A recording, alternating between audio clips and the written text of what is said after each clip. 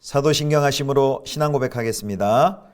전능하사 천지를 만드신 하나님 아버지를 내가 믿사오며 그 외아들 우리 주 예수 그리스도를 믿사오니 이는 성령으로 잉태하사 동정녀 마리아에게 나시고 본디오 빌라도에게 고난을 받으사 십자가에 못 박혀 죽으시고 장사한 지 사흘 만에 죽은 자 가운데서 다시 살아나시며 하늘에 오르사 전능하신 하나님 우편에 앉아 계시다가 저리로서 산자와 죽은 자를 심판하러 오시리라.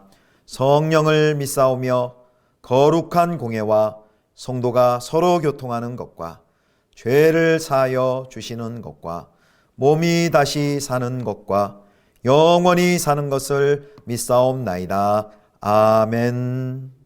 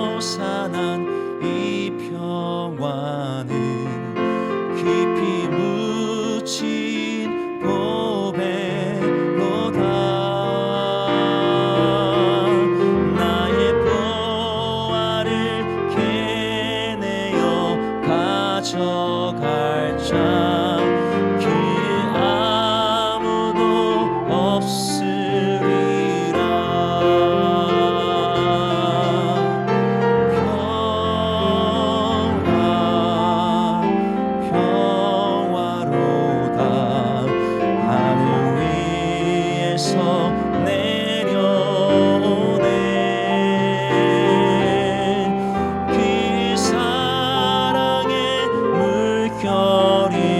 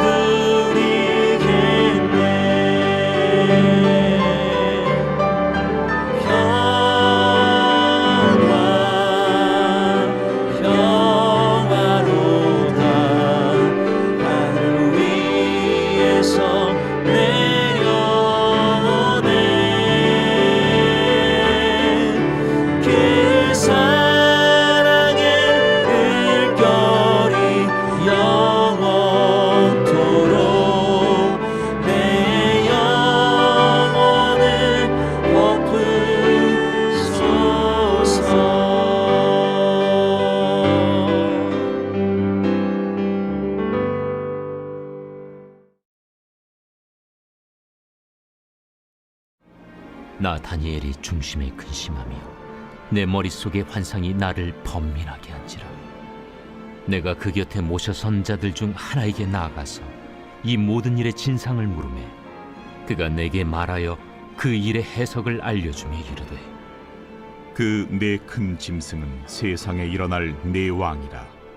지극히 높으신 이의 성도들이 나라를 얻으리니 그 누림이 영원하고 영원하고 영원하리라. 이에 내가 넷째 짐승에 관하여 확실히 알고자 하였으니 곧 그것은 모든 짐승과 달라서 심히 무섭더라. 그 이는 쇠요, 그 발톱은 노신이 먹고 부서뜨리고 나머지는 발로 밟았으며, 또 그것의 머리는 10뿔이 있고 그 외에 또 다른 뿔이 나오매 3뿔이 그 앞에서 빠졌으며, 그 뿔에는 눈도 있고 큰 말을 하는 입도 있고 그 모양이 그의 동류보다 커 보이더라. 내가 본즉 이 뿔이 성도들과 더불어 싸워 그들에게 이겼더니 옛적부터 항상 계신 이가 와서 지극히 높으신 이의 성도들을 위하여 원한을 풀어주셨고 때가 이름에 성도들이 나라를 얻었더라. 모신 자가 이처럼 이르되, 넷째 짐승은 곧 땅의 넷째 나라인데 이는 다른 나라들과는 달라서 온 천하를 삼키고 밟아 부서뜨릴 것이며, 그 10뿔은 그 나라에서 일어날 10왕이요 그 후에 또 하나가 일어나리니 그는 먼저 있던 자들과 다르고 또 새 왕을 복종시킬 것이며, 그가 장차 지극히 높으신 이를 말로 대적하며 또 지극히 높으신 이의 성도를 괴롭게 할 것이며, 그가 또 때와 법을 고치고자 할 것이며, 성도들은 그의 손에 붙임바 되어 한 때와 두 때와 반 때를 지내리라.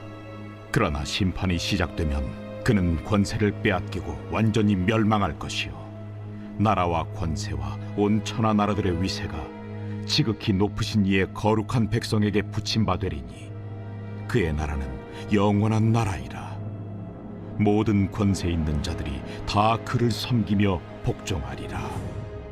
그 말이 이에 그친지라. 나 다니엘은 중심에 번민하였으며 내 얼굴빛이 변하였으나 내가 이 일을 마음에 간직하였느니라. 성도 여러분, 좋은 아침입니다. 하나님의 은혜와 평강이 가득히 넘치기를 축복합니다. 오늘은 다니엘서 7장 15절부터 28절까지의 말씀으로 이 일을 마음에 간직하라 라는 제목으로 함께 하나님 말씀 묵상하겠습니다. 오늘 본문에는 어제에 이어서 네 짐승에 대한 환상, 그것에 대한 다니엘의 반응과 그리고 천사의 해석이 나와 있습니다. 네 짐승의 환상이 다니엘을 매우 혼란스럽게 합니다. 그래서 15절에 보면 그가 근심과 번민에 빠졌다라고 말합니다. 환상을 이해할 수 없었던 다니엘은 그 곁에 모셔선 자들 중 하나, 천사죠. 에게 16절에 보면 그 모든 일의 진상을 묻습니다. 해석을 요청하는 것이죠. 그러자 천사는 이제 환상을 이제 대략적으로 뭉뚱그려서 요약적으로 해석해 줍니다. 그것이 17절, 18절 말씀입니다. 자, 17, 18 보겠습니다. 그 내 큰 짐승은 세상에 일어날 내 왕이라. 지극히 높으신 이의 성도들이 나라를 얻으리니 그 누림이 영원하고 영원하리라. 아멘. 이렇게 되어 있습니다. 자, 이 네 짐승은 이 세상에 일어날 내 왕이다. 그렇게 되어 있습니다. 그리고 마지막에는 지극히 높으신 이의 성도들이 나라를 얻어 영원히 통치할 것이다. 이게 다니엘이 본 그 환상의 개요, 요약이죠. 여기 이제 내 왕이라 했는데 23절에 보면 이 내 왕은 내 나라, 내 제국을 의미합니다. 23절 봅니다. 모신 자가 이처럼 이르되, 넷째 짐승은 곧 땅의 넷째 나라인데 이는 다른 나라들과는 달라서 온 천하를 삼키고 밟아 부서뜨릴 것이며, 이 큰 짐승 네 마리는 장차 일어날 이제 네 제국을 가리킵니다. 그래서 어제 첫째 짐승은 바벨론, 둘째 짐승은 이제 메대, 그리고 셋째 짐승은 바사, 넷째 짐승은 그리스라고 했는데, 또 혹자들은 이 둘째, 셋째를 함께 합쳐서 둘째가 메대와 바사, 셋째가 이제 그리스, 그리고 이제 넷째를 로마 제국으로 보기도 합니다. 어제 말씀드릴 때는 그 이제 넷째 그리스에서 10뿔이 나오고 10뿔이 달린 네 짐승 중에 이제 한 11번째 뿔이 세 뿔을 무너뜨리고 나온다는 그 셋불을 로마 제국으로 본다 했는데 어쨌든 이 네 큰 짐승 네 마리는 이제 장차 일어날 장차 온 세상을 다스릴 그 제국들을 의미한다는 사실입니다. 자, 그 중에서 이제 지극히 높으신 이의 성도들 또 이제 해석을 해야 되겠죠. 이것은 가장 자연스럽게 하면은 이제 하나님의 백성, 그러니까 그 당시에는 유다의 백성, 이제 하나님의 백성으로 볼 수 있습니다. 자, 그 다음에 이제 19절부터 이제 다니엘의 관심이 이제 네 번째 짐승, 아주 무섭게 생긴 네 번째 짐승에 집중이 됩니다. 이 넷째 짐승의 머리에는 10뿔이 있었다 그랬죠. 그리고 11번째 뿔이 새 뿔을 밀어 제치고 이제 나옵니다. 자, 그래서 이 넷째 짐승은 이전에 그 첫째, 둘째, 셋째 짐승과 비교할 수 없을 정도로 강력하고 잔혹한 나라입니다. 온 세상을 집어삼키고 짓밟아 으스러뜨립니다. 이 짐승의 머리에 난 10뿔은 이제 10뿔은 장차 이 나라에 일어날 이제 10왕을 상징하는 것이고, 또 새 뿔을 밀치고 나올 11번째 뿔은 이제 앞에 세 왕을 쓰러뜨리고 보좌를 차지할 것인데요. 이제 어제도 말씀드렸지만 이것은 성도들 핍박할 적그리스도를 표현합니다. 그래서 이 11번째 뿔이 나와서 성도들을 핍박하고 성도들을 공격하게 되는 것이죠. 그래서 오늘 이 네 번째 짐승이 가장 강력하고 그리고 잔혹하다라는 것은 이 성도들이 이 땅 가운데 살아가면서 점점 더 거룩하게 살아가기가 점점 더 어려워지고 힘들어진다는 거죠. 갈수록 핍박이 사그러드는 것이 아니라 더 강력하고 악독하고 더 잔혹한 그런 세력이 세상을 다스린다는 걸 보여줍니다. 앞선 세 짐승보다 넷째 짐승이 훨씬 더 강하고 잔인하고 파괴적이다라고 했습니다. 그리고 거기서 솟아난 이제 한 뿔은 하나님의 말씀을 노골적으로 왜곡하고 하나님을 향해 하나님을 대항합니다. 거스릅니다. 하나님 나라의 가치관을 거스르고 노골적으로 성도들을 박해할 것입니다. 그렇게 함으로써 온 세상을 영원히 자기의 통치 아래에 두려고 할 것입니다. 그러므로 이 시기를 사는 성도들이 얼마나 성도들이 큰 고통을 경험할지 다니엘의 이 오늘 이야기를 보면 이제 그 얼굴빛이 근심하여서 환상을 보고 그 얼굴빛이 변할 정도였습니다. 성도의 삶은 이미와 아직 우리가 예수 그리스도의 다시 오심을 기다리며 이 땅 가운데 사는 성도의 삶은 이와 같은 고난과 박해가 있고 늘 고통이 있습니다. 그래서 디모데후서 3장 1절에는 이렇게 말씀하죠. 너는 이것을 알라. 말세에 고통하는 때가 이르러. 말세에 고통하는 때가 이르러. 말세라는 것은 이제 예수 그리스도의 재림, 예수 그리스도의 초림과 재림 사이를 우리가 말세라고 하는데 그 사이에는 이런 성도들이 말씀대로 믿음대로 살기 위해서는 이런 고난이 핍박이 일어나는데 이것이 바로 상징하는 것이 이 땅의 권세를 잡은 네 짐승, 이 나라, 이 땅의 나라들, 하나님의 그 가치를 거스르는 이제 네 제국을 의미합니다. 자, 그런데 이렇게 믿음을 지키려 하면 또 정의와 평화를 추구하려고 하면 하나님 말씀하신 대로 온유한 마음으로 긍휼을 베풀려 하면 이런 박해와 고난과 모함 또 의에 대한 목마름이 닥쳐올 것입니다. 그러나 그 고통이 역설적으로 뭘 상징합니까? 우리가 짐승의 나라에 속한 것이 아니라 하나님 나라에 속했다는 증거인 것이죠. 그래서 우리가 이렇게 정리할 수 있습니다. 고통은 성도에게 정체성이자 고난은 성도들에게 정체성이자 복이다라고 우리가 말할 수 있습니다. 자, 그 다음에 이제 25절부터 27절에 보면 이 환상을 조금 더 상세하게 해석을 해줍니다. 성도들이 이제 희생하고 성도들이 환난을 당하고 핍박 중에 희생을 당하겠지만 그 다른 한 뿔의 그 공격, 다른 한 뿔의 핍박은 오래가지 못합니다. 자, 7장 25절을 봅니다. 그가 장차 지극히 높으신 이를 말로 대적하며 또 지극히 높으신 이의 성도를 괴롭게 할 것이며 그가 또 때와 법을 고치고자 할 것이며 성도들은 그의 손에 붙임받아 한 때와 두 때와 반 때를 지내리라. 여기 보면 그 짐승의 핍박의 기간이 한 때와 두 때와 반 때라고 말합니다. 끝이 있다는 것이죠. 제한적이라는 것입니다. 박해의 시간이 영원하지 않습니다. 제한적이고 정해져 있고 끝이 있다라고 말합니다. 그래서 옛적부터 항상 계시니가 지극히 높으신 이의 성도들을 위해 판결을 내리시면 이제 성도들이 드디어 그 나라를 차지하게 됩니다. 승리한 듯 보였던 그 폭력적인 권력이 때가 되면 하나님께서 성도들을 위해 하나님께서 간섭하십니다.